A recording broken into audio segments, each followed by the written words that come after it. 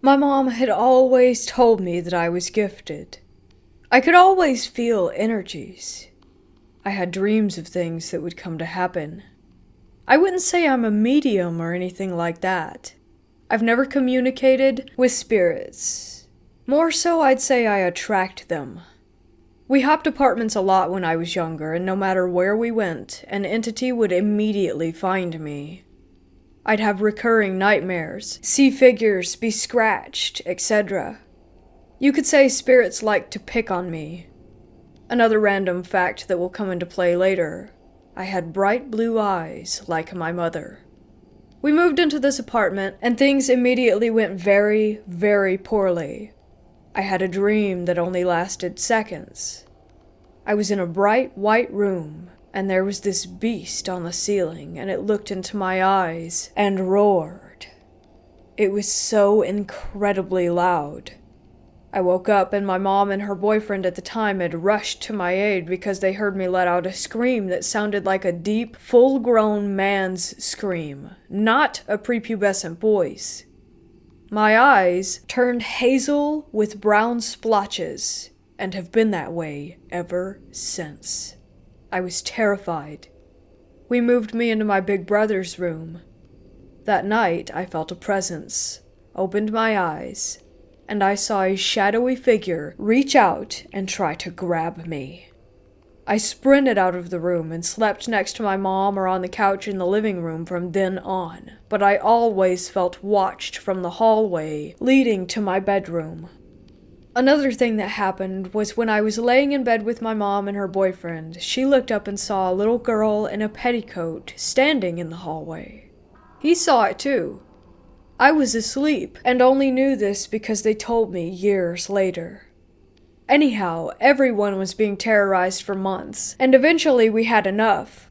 We hired someone to come in, and she immediately detected a demonic presence.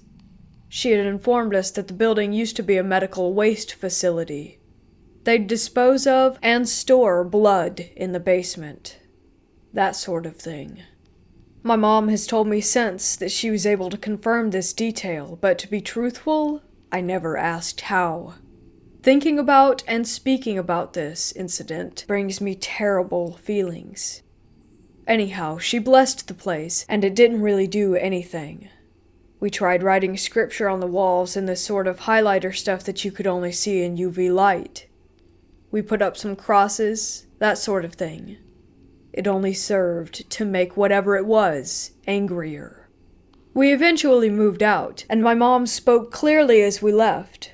"We're leaving. You are not allowed to follow us." I've never had another experience with a spirit. A friend of mine who says that she is a medium, I'm not sure what I believe about this sort of thing, told me that maybe God, maybe a spirit, maybe myself, walled myself off spiritually from my gift. I think that maybe it was the same spirit tormenting me my entire life up until that point. When I think about this, tears immediately begin pouring from my eyes. I'm 20 now, and this was easily one of the most turbulent times of my life.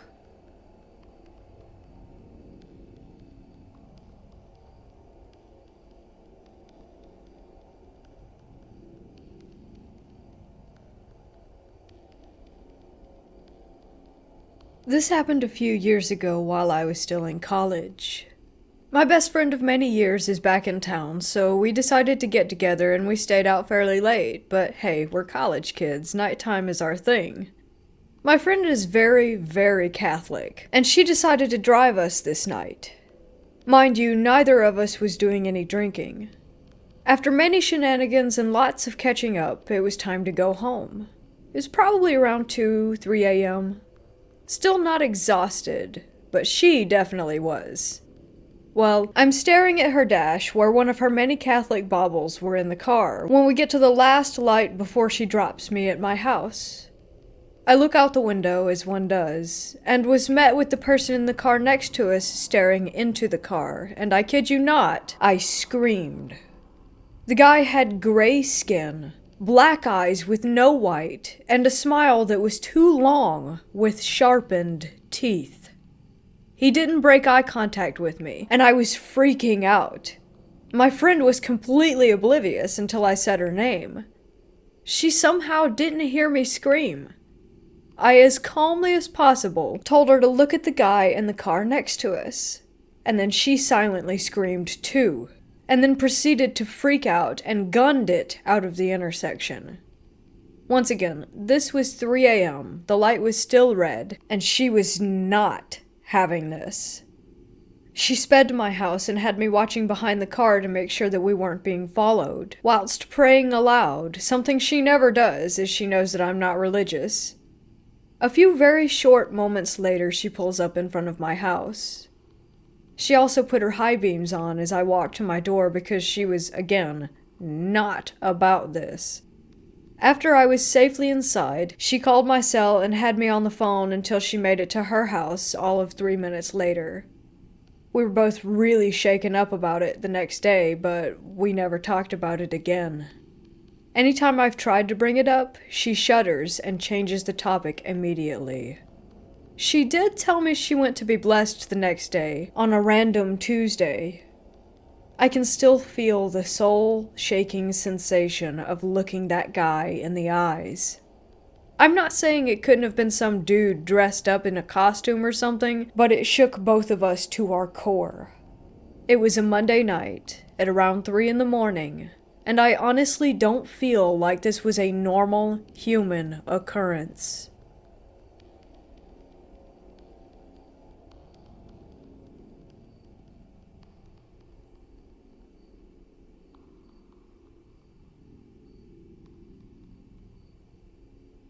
I was sleeping the other night, and I remember waking up, or rather, so it seemed, yet it still felt like I was dreaming.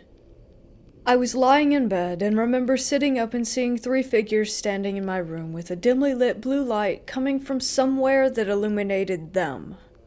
I don't remember exactly what they said, or rather he said, 'cause the one in the middle was speaking directly to me.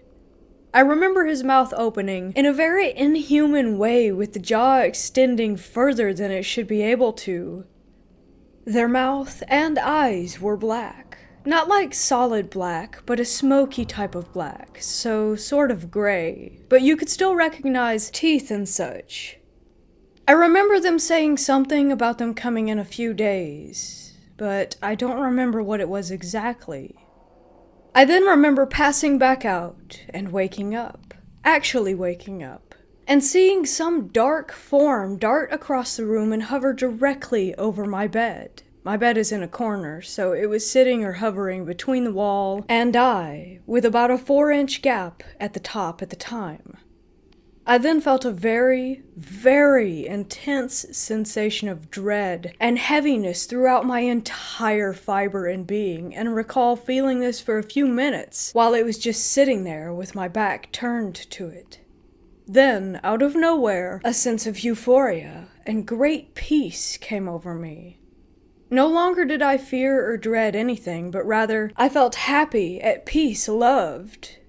I don't really know how to describe it. I remember that thing, whatever it was no longer there. I'm not religious, but I am spiritual in the sense of believing and following my own route when it comes to what happens after human death.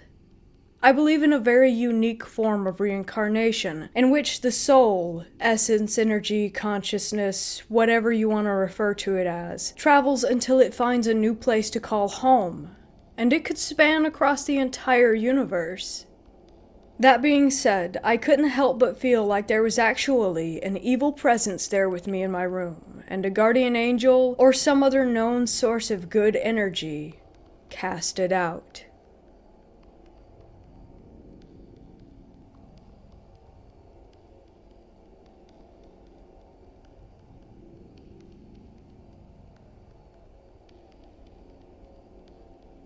My boyfriend at the time and I went to Key West in 2014 for vacation back in my junior year of college. Doing some bar hopping, we went into the main strip's Coyote Ugly bar. I ended up sitting next to this very thin, dark-haired woman. When I asked her if it was all right if I sat there, she turned her head toward me in an incredibly slow manner. She nodded her head up and down, equally slow. I don't think anything of it. My boyfriend and I order a drink, and we're talking amongst ourselves for a minute. I'm facing away from the woman, and I feel her tap on my shoulder. So I turn around, and she's raising her glass to me in cheers. I should explain what she looks like, because it's a lot like what I imagine a demon wearing human skin would look like. Bone thin, sallow, with stringy black hair, sharp cheekbones, and nose. Her eyes were black. I mean huge black pupils that didn't blink. They looked static. She does her cheers and opens her mouth to smile, and her gums are gray. Her teeth are gray and small, and I remember having this overwhelming feeling that she wanted to eat my flesh. I'm in pretty much panic mode at this point and whip my head back toward my boyfriend. He saw this woman too by now, and he grabs me by the arm to get us to move to the back of the room as quickly as possible. I'm basically cowering. I know, super brave. I always loved reading about demons, and possibly faced with one, I'm jello. I turn to start making our way out to the street, and the woman has got her head completely cranked around to stare at me from the bar. I feel her gazing at me as we leave, and I haul ass back to the hotel. She didn't say a single word throughout the entire encounter. I always regretted not asking her to speak. I will say, my boyfriend and I talked about it after and considered the gray teeth and mouth and general craziness possibly due to drugs. But I've seen my fair share of drug addicts, even had one try to kidnap me, and this was not the same. I think about this episode pretty often, even years later. That feeling of encountering something soulless that wanted to harm me has never diminished.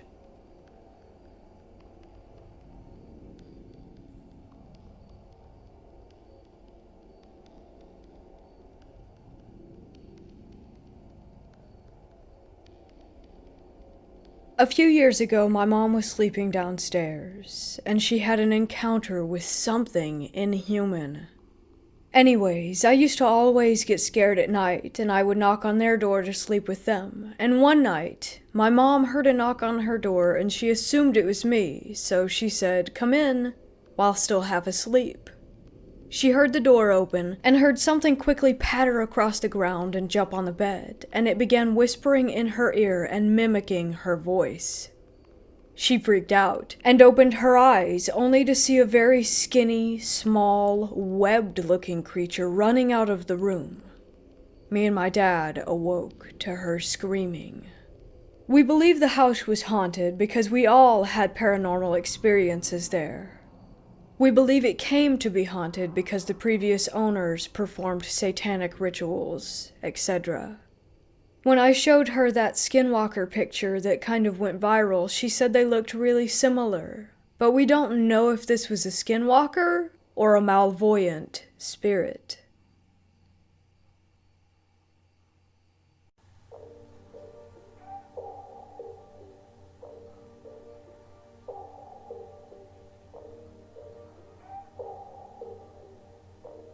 Alright everyone, I hope you enjoyed these true scary stories, and if you did, make sure to hit those like and subscribe buttons for me along with that notification bell to stay updated on all the latest content.